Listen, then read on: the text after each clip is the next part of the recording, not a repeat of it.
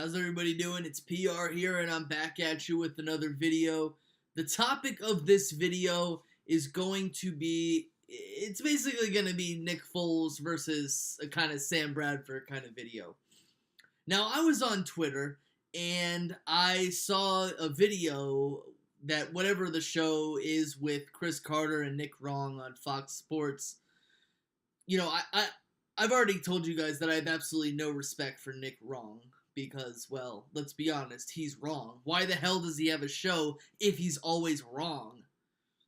But I do have a lot of respect for Cris Carter. I am a huge fan of Cris Carter and his career.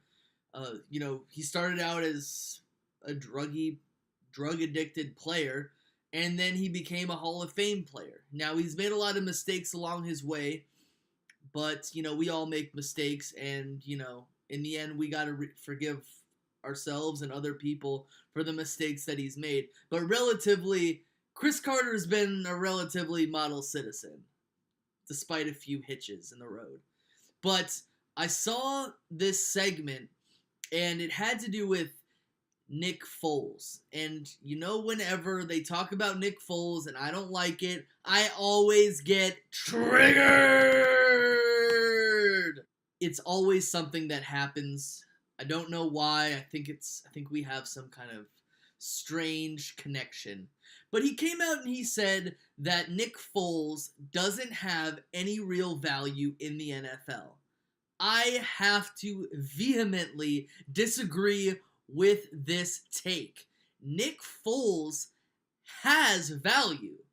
The Buffalo Bills tried to get Nick Foles. They offered a second-round draft pick when the Eagles were only accepting first and fourth round draft picks for Nick Foles. And I believe there was something that came out that said this was the most respectable deal that anyone had put forward, according to the Philadelphia Eagles. But they still didn't take it because, in my eyes, I'm not trading away Nick Foles unless there's at least a first and another pick involved, or maybe even a player.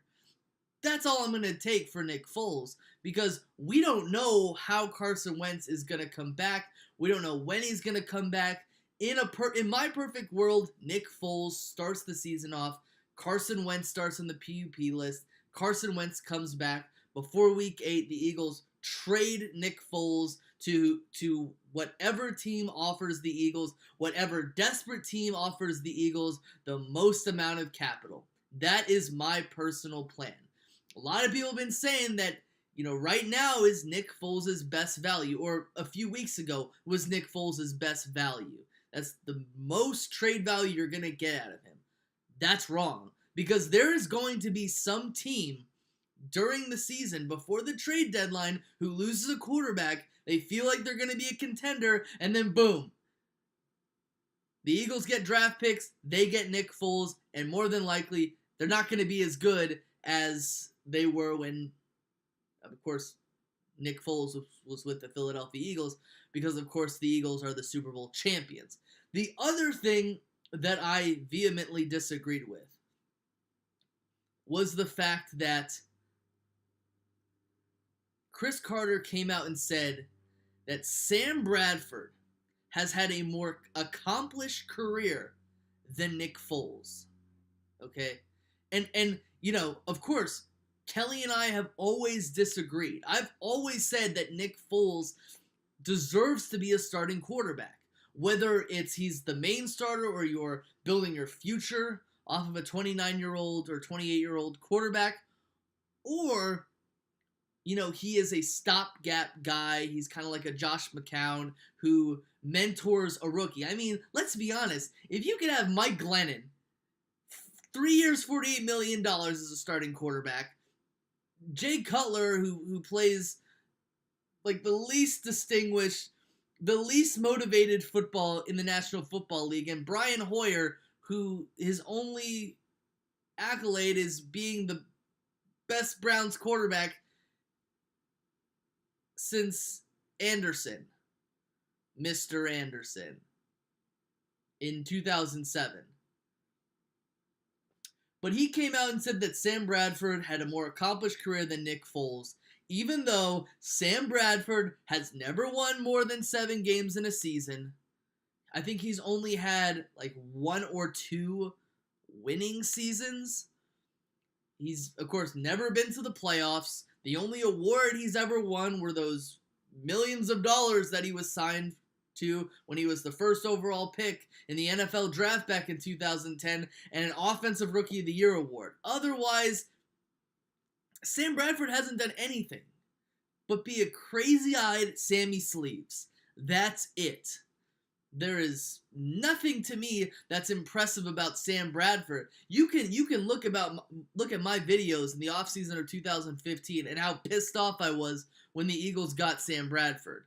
Yes, I was pissed that they traded Nick Foles away for Sam Bradford, but I didn't want Sam Bradford. And it wasn't because of Sam Bradford or his personality.